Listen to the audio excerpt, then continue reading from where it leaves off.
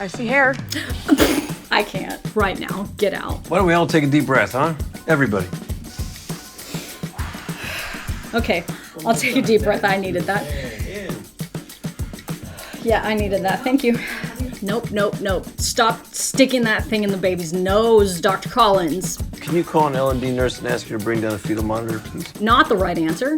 Can you call down to L&D and ask them to bring an obstetrician? Maybe they are purposefully depicting the worst and dumbest obstetrician on the planet. Who knows? I just have so many complaints. Oh, no wonder nobody in my real life wants to watch TV with me.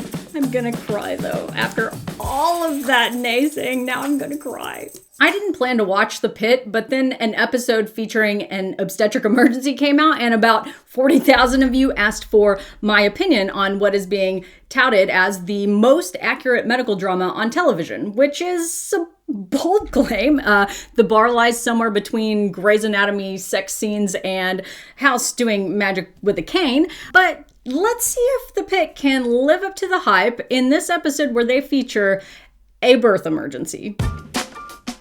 I love that Karen has given us a bit of context. So she's written into the presentation here. This is Dr. Collins, a senior resident. A resident is a trainee doctor. And this is Dr. Robbie, an ER attending. And attending is somebody who has completed their training. And the scene is taking place in an emergency room in Pittsburgh. And I am only just now realizing that the Pitt must mean Pittsburgh. I don't know what I thought it meant, but I didn't think it was that. Okay, I'm only going to say this once. I had a miscarriage. Oh, Heather, I'm so sorry.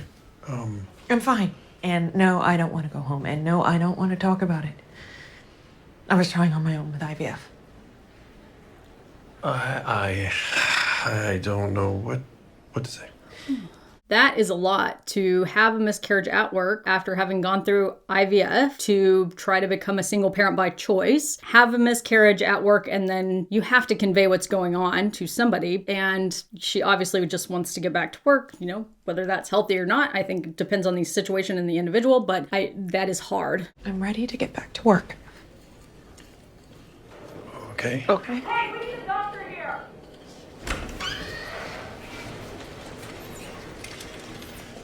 Natalie Malone, 35-year-old G3P2, 39-week pregnancy and active labor after a SROM. Let me break down what was just said because that was very fast and I can't imagine that anybody who's non-medical would know what that means. They have said that this person is a G3P2. That means they've had 3 pregnancies and 2 deliveries. That means they are currently pregnant. And they said that she's 39 weeks, which is full term, and is coming in labor after SROM. SROM, S-R-O-M, stands for spontaneous rupture of membrane. So in plain language, that means this person is someone who has had 2 babies before, their water broke, and they're in labor, and that's why we brought them in. But, you know, we need to feel special in medicine, so we complicate it by saying this is a, however old they said she was, G3P2 who's 39 weeks pregnant, coming in active labor after SROM. I'm fine, really. It's not my first time. All right, let's get her into trauma 2 for a quick check, and then we'll send her up to labor and delivery. Got it. That would not happen at any hospital that I've ever worked at. Term pregnancy, in labor, nothing else going on that didn't have to do with an obstetric thing. They wouldn't go to the emergency room first. They would go straight to labor and delivery. Actually, in a person who's had 2 deliveries before, you're really risking them delivering in a place in the hospital that you would rather them not, like the emergency room. If you do that, there's no reason they need to be evaluated by an ER doctor first. Now, that's not the case if somebody comes in after, you know, they've had a car accident or they're coming in for, I don't know, some kind of trauma or something. Sometimes that needs to be done in the ED first. And it depends on gestational age, but usually this scenario, straight to the maternity ward. I'm Dr. Heather Collins. Nice to meet you. Justin should be here any minute. He was right behind me. Any problems with the pregnancy? Well, 3rd time's a charm. Justin's pretty nervous, though. This is his first time. BP's 112/72, heart rate 84. So she has a normal blood pressure and a normal pulse. Okay, when did the contractions start? Yesterday. Really? My last 2 labors were very long, so I decided to wait it out this time. But then my water broke. Natalie, I'm here. Sorry, I got a little lost. Contraction! Don't push, just breathe. Check her, Dr. King. Okay, good.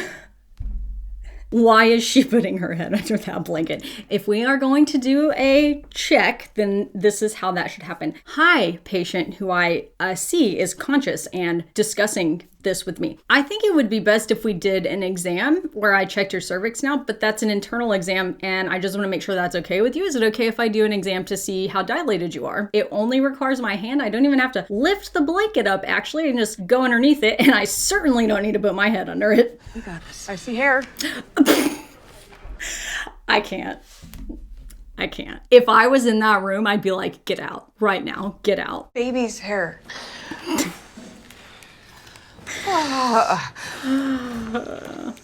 Wow, that is what it looks like when somebody is like +3 station, +4 station crowning, basically. And she's very, very controlled. Also, the fact that she told her don't push is silly. Anybody who is that advanced labor would need to push. And honestly, if someone's coming in active labor, everything else is going fine. There's really no reason you should tell somebody not to push. We can't fight nature sometimes. This baby's coming out one way or another. Natalie, you're crowning.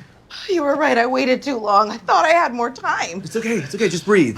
All right, we can try and rush you upstairs to OB, but at the rate you're moving, you may end up having this baby in the elevator. So what's my other option? We deliver your baby here. Almost no emergency room doctor on the planet would do that. They'd be like, listen, we're going now. Just get up there. I'll ride with you. If it happens in the elevator, it happens in the elevator, but let's get you up to the maternity ward. And honestly, that's how it should be, because that's where we have like the medications that are needed if something comes up and the experts if there is some sort of emergency. Get a baby warmer in here. Call L&D and tell them this baby is coming now. What do we got? 39 weeks, crowning after a shrum. Hi, Mom. I'm the attending. I'm Dr. Rabinovich. I'm Natalie, but I'm not the mom. What's happening? You got here just in time. We're the dads. Natalie's my best friend and surrogate. We both teach fourth grade and even share a classroom. Same room, same womb. We've been urging her to stop saying that. I'd keep saying it too, honestly. That's funny. And also, why we address our patients by their name and not Mom. I remember saying that to somebody in residency and getting in so much trouble from one of my attendings. And at the time, I didn't really understand why she was so upset about it. And to be perfectly honest, she didn't explain it very well. She just kind of went off on a rant. So I was not going to understand it. But I think this is a great depiction of why we shouldn't do that. I've got the prenatal bag, and let me pull up the birthing playlist on my phone. It's time. Beyonce.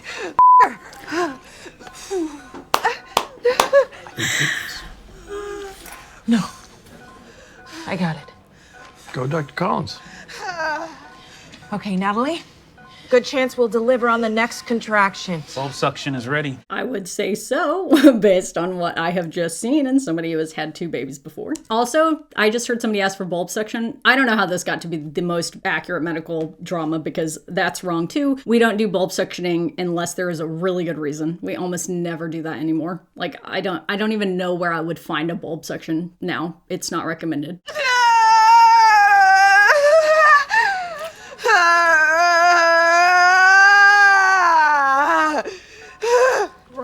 Head is out. Nice. Take a break. Catch your breath before the next one. Nope. Stop sticking that thing in the baby's nose, Dr. Collins. All right. I'm gonna need another big push from you. You got this. 3, 2, another big one. You said that the last 2 times. Shoulder dystocia. Okay, so if somebody pushes after the head is all the way out and the shoulder doesn't immediately come with that push or like that contraction, like if you're pushing and it's not a contraction, maybe that's okay. But if you are having a contraction and you push and the head is all the way out and the shoulder doesn't come, that is immediately a shoulder dystocia. You don't keep pushing against that. And let me tell you why. So in a shoulder dystocia, what happens is the head is coming out like this. And then once that head comes out, the shoulder gets stuck on the pubic bone. So this is the pubic bone. This is the baby's shoulder. It gets stuck there. And what happens if you have the person keep pushing against it, or worse, you pull on the baby, you're going to start stretching that shoulder like this, and that can lead to nerve injuries. Now, in a shoulder dystocia, you can have nerve injuries regardless. You could not do any of that, and it could still lead to a nerve injury. However, if you're having them push when the shoulder's clearly stuck, or the baby is pulled on, that can cause nerve injuries that can, in some situations, be permanent and quite debilitating. The head's pulling back. That's called the turtle sign. That is called the turtle sign, but that's not what it looks like. Turtle sign is when somebody's pushing, and when you're at the point kind of where we saw earlier, where pushing, and the head's about here kind of crowning, it goes back up like this quite significantly. To a little bit of an extent that can be a bit normal when the contraction stops, but you know when it's not normal. The turtle sign is not once the head is already out, it goes back in. That's crazy. That is not what happens. The reason that turtling happens is because that shoulder's already getting stuck a little bit. So as you push, you see that shoulder get stuck and then it moves back and stuck and move back. But once the head is delivered, now the shoulder is stuck because the head's out and the shoulder has, like, you get this angle. So the head's not going to go back in after that. It's just going to be stuck. Donahue, can you call an L&D nurse and ask her to bring down a fetal monitor, please? Not the right answer. Can you call down to L&D and ask them to bring an obstetrician? One second, if I might just interrupt. If you came here for the drama and commentary but have already accidentally ended up learning something, welcome to the club. That is what we do here. Fortunately, or unfortunately, depending on how you feel about it, you are now legally obligated to press that little red button. If you look like just under the video, there's a little red button. That is the somehow unknowingly became smarter consuming reliable info by experts button. Yeah, it says subscribe. Did you know that's what subscribe stands for? Look, I tricked you into learning something again. Now you are doubly legally obligated to press that button. So, all right, let's carry on. Baby shoulder might be a little stuck on your pelvic bone. So they should immediately be having her lay back. Like, that's what I'm noting right now is absolutely not being done right, is she's sitting almost straight up. That's not the right position to make the pelvis as open as possible. So now, I mean, people should push in whatever position they want to push in, but once we encounter an emergency with a shoulder dystocia, you either need to have them in McRoberts, which is lying on their back with their knees back as far as they can go, or in this situation specifically, because she is not anesthetized, she doesn't have an epidural or anything, turn her over, ask her to get on hands and knees and push like that. That's the first step. Now, I'll talk to you about how to manage the rest of the shoulder dystocia, like what we do for it as we move on. But what you need to know at this point is that this is an emergency, like a pants on fire emergency. When you have a shoulder dystocia, you really would like less than 3 minutes between the head being delivered and the rest of the body. Even that is a really long dystocia. When you're getting to like 5, 6, 7 minutes, you're going to the operating room to do life-saving measures, because now not only is the baby's brain, nerves, limbs, etc. at risk, but the life is at risk. It's nothing for you to worry about. We'll just try something different on the next push. Ready? Why don't we all take a deep breath, huh? Everybody. Okay, I'll take a deep breath. I needed that. Yeah, I needed that. Thank you. Help with the McRoberts maneuver. Of course. Hey. About time. We're gonna lift your knees up to your chest now. Great. Justin, is this the worst you've ever seen me? This is the most I've ever seen of you. You're beautiful. Suprapubic pressure here. We got you. You're gonna feel me pressing on your bladder. 2 minutes since head delivery. Fetal heart rate looks good. Normal variability. 2 minutes since head delivery is giving me anxiety, because they should not have been waiting 2 minutes since the head was delivered to do McRoberts and suprapubic pressure. But let me describe what that is. So one of the things you can do in a shoulder dystocia, if you think about it, when you have the shoulder, it's stuck on that pubic bone, you want to decrease this diameter in the baby. So if you have that shoulder, it's stuck on the pubic bone, then if you press behind the pubic bone, then you can sometimes collapse the shoulder that's stuck like this, and that decreases that diameter. So you're either wanting to increase the space between the pubic bone and the posterior backside of the bony pelvis, which is what McRoberts does, opens up the pelvis. That's where I said bring the knees all the way back, and or probably usually both. You want to decrease this distance with suprapubic pressure. Now, sometimes you can't do that. That baby came out transverse, which means like opposite transverse, meaning its head was facing one way. I can't remember if it was left or right. And so the shoulder may not be directly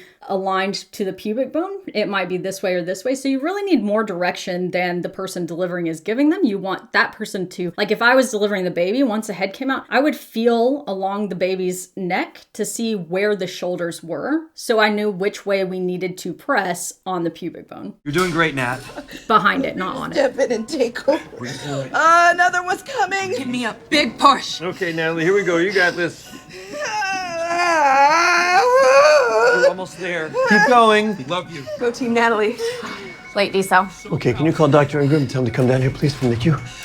If I keep stopping this, we're never going to get through it. But late deceleration is looking at basically the fetal heart rate and when it drops at a point just after or at the end of a contraction. And that's more concerning, but that's the least of your worries when you're watching this. So late decelerations are concerning if somebody's in labor and pretty remote from delivery. A late decelerate, like, what are you going to do about it, right? So even if the baby had a complete bradycardia, its heart rate's 30, what are you going to do about it? Like right now, you're getting the baby out. They didn't even need to call for a fetal monitor because it's not going to change your management right now. You're just going to get the baby out as fast as you can, regardless of what the tracing is. Like, we know the baby could be compromised. You don't need to...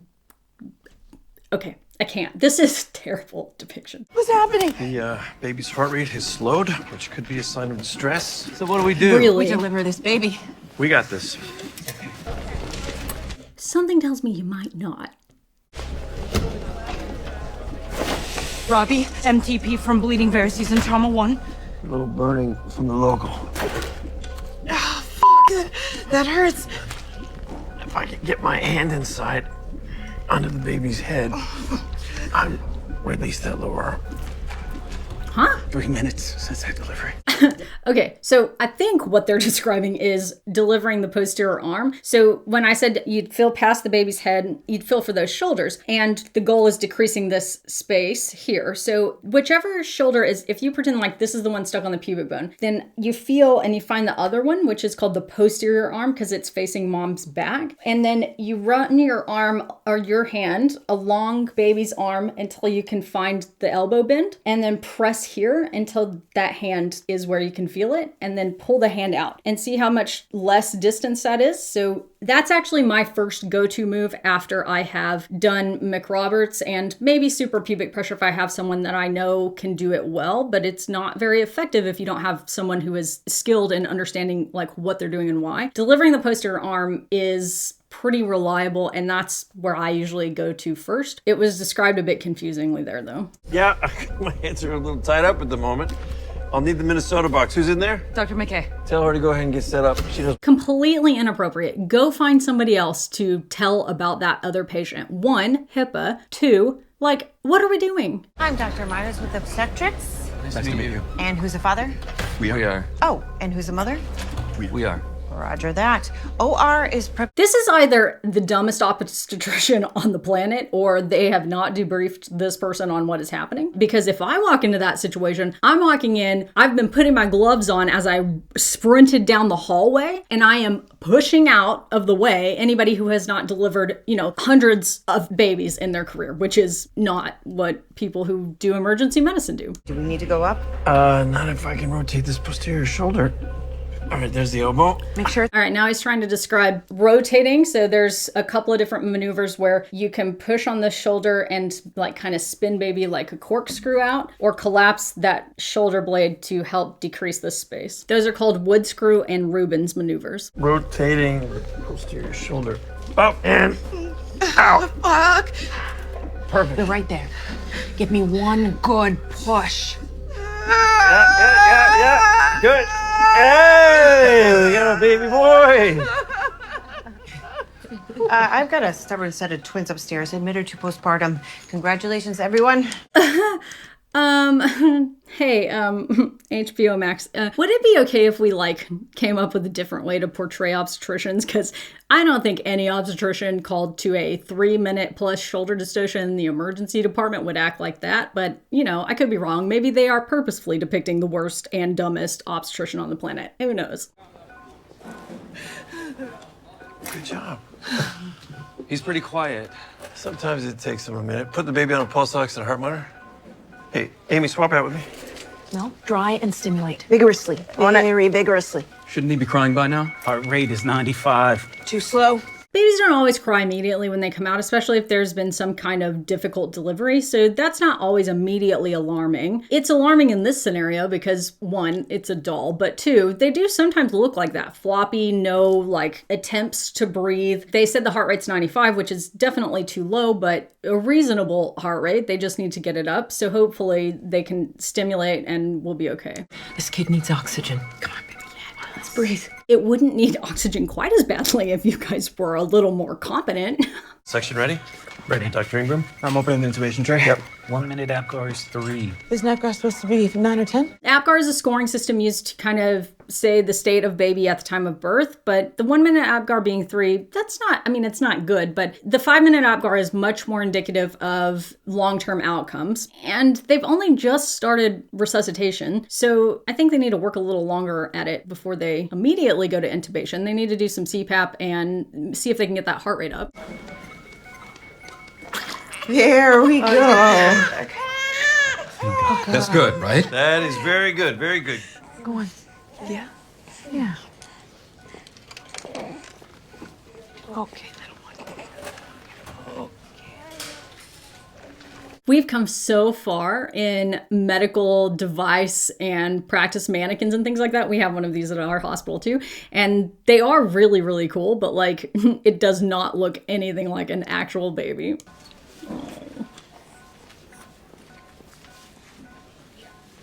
You're a natural.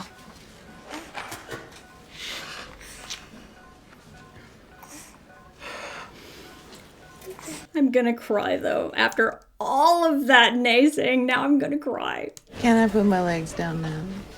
As soon as your placenta's out. Oh. Breathe. Good, good. Here it comes. Oh, wow. What? She's gonna hemorrhage now, that's my prediction. And it is true. If you have a shoulder dystocia, you're at an increased risk of a postpartum hemorrhage. That's a lot of blood. Starting a second line, spike a liter of saline. On it. What's going on? This happens sometimes. We have to have the uterus clamp back down. Starting uterine massage. Well, they really went with like, this shoulder dystocia is not an emergency, but the postpartum hemorrhage is immediate. Like this level of, oh my gosh, this is an emergency is what should have been happening with the shoulder dystocia. The postpartum hemorrhage, emergent, but like you should start managing it first. It's not a pants on fire emergency this fast. 40 of oxytocin in the bag, 800 mics of sublingual misoprostol, and 1,000 of TXA. So they're saying, go ahead and put extra oxytocin in the bag. So that's to help contract the uterus down. Give sublingual misoprostol, which is, misoprostol is another uterine contracting medication. And they're saying to dose it under the tongue. Leave that one out. Data sucks. Go straight to the TXA. Tranexamic acid is a medication that is used and was first researched, interestingly, for traumas. So like real serious motor vehicle accidents with hemorrhages. And it decreases bleeding by increasing clot formation at the source of bleeding. It's changed the landscape of postpartum hemorrhage management. So absolutely the right answer to give a bolus of oxytocin and TXA. Misoprostol, take it or leave it. It's going to take forever to work, going to make her feel bad, and it's probably not going to help the immediate postpartum hemorrhage. You really should only use that if you don't have anything else. 2 units from the blood bank, just in case. Call OB and get Robbie. Is she gonna be okay? We're doing everything that we can.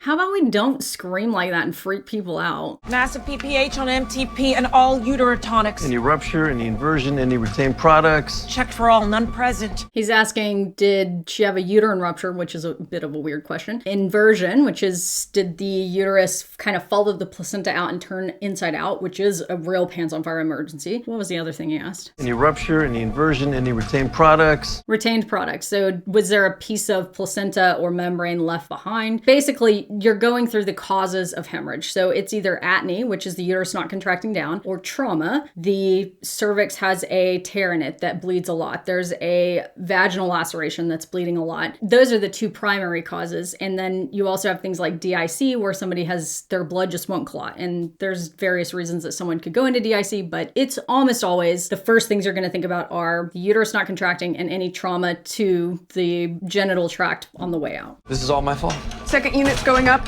Still tacky at 130, systolic's only 84. Let's try carboprost, 0.25 milligrams IM, and get a Bacri balloon from Central. You could talk to her. Get in there. They're giving another medication, carboprost. That's a different type of uterotonic. These are the right ways that we'd manage it. And they're asking for a Bacri balloon, which is uterine tamponade, basically, where you put like you would have put a catheter that has a balloon on it, but it goes into the uterus and then inflates with water under ultrasound guidance. And basically, if the uterus won't contract down, you can press against it. But an ER doctor is not going to be the one putting that in. Like, where is the obstetric team? Tell you some of your favorite memories with it. That'll help. Bacry's here. Need a fresh saline bag. On it. Third and fourth units are coming up. FFP is also infusing. Keep going. Keep talking to him. More memories. It'll help. There was the time that we got that glass table. So they're giving FFP, which is fresh frozen plasma, and transfusing blood. Estimated blood loss? About 2 liters, maybe 3. What she had? Oxytocin drip, TXA, carbaprost, massive transfusion protocol. Spike the saline? Balloon is past the cervix. How much should we put in? Up to 500. If that doesn't work, she'll need a hysterectomy. Hysterectomy? This is going to work. Come on, keep talking. More memories. It's good for her. It's good for all of us. If that doesn't work, we're prepping for going to the operating room, but you can redose your medications. You can do a more thorough exam to make sure you haven't missed something. You wouldn't just jump from, I've given each medication one time and now we're doing a hysterectomy, unless the bleeding was so swift that I just can't imagine. Nah, you'd be prepping theater, our operating room, to get up there. My gosh, I'm turning Kiwi. Did you hear me say theater? I don't know. I just have so many complaints. No wonder nobody in my real life wants to watch TV with me. And the time we binged Game of Thrones 2 months before the finale because of FOMO. Natalie. Hey, Natalie. Natalie, stay with us. I think we did it. No more blood loss. And the obstetrician's just standing there still, being completely unhelpful. Thanks for your help. I'll tell OR to stand down. Nice save, Dr. Rabinovich. Dr. Collins. Good job not letting the patient die after, you completely mismanaged her care. She doesn't need the mask. Thank you for being my best friend in the whole world. How long does this thing need to stay in? 12 to 24 hours. We'll take it out tomorrow. We're going to admit you to the ICU for overnight monitoring. Thanks, Dr. Robbie. Good plan. Excuse me? I didn't even know that you were trying. I really didn't tell anyone. She's so pretty. That's like probably not the right place to throw that in. Just the thought went through my head, so I thought, why not let it come out of my mouth also? But she's beautiful, and this is very sad. And I was gonna say I can't imagine how hard that would be, but I do know that is hard. Not like it's the first time, boy. It's probably the last. Why do you say that? Do you know how much IVF costs?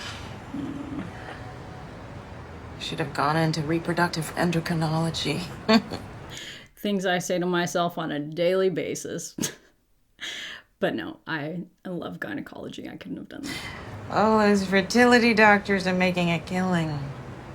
Especially in the US. Almost all of them. Even if my insurance would pay for more rounds or I could pay out of pocket, I'm not sure I could go through this again. Maybe it's just not meant to be. That's one of the hardest things that I've ever had to sit with a patient as they considered and processed whether or not they wanted to keep trying after having many or even just one devastating losses, and then having to decide if you risk doing that again or if you're okay with just not having a pregnancy and birth. I don't have anything else to add. It's heart-wrenching. And that was a great depiction of how that conversation often comes up. Thanks for being here today. I hope that you learned something about postpartum hemorrhage or shoulder dystocia, hopefully both. If you did, you know where I'm going again now, don't you? Go find that little red button. That's the one that somehow unknowingly became smarter, consuming reliable info by experts button. That's it. That's the subscribe button. Tricked you into learning and tricked you into subscribing. I'm kidding. Subscribe if you want. We'd love to have you back. This is what we do. Pregnancy, periods, everything in between. I'll see you next Monday.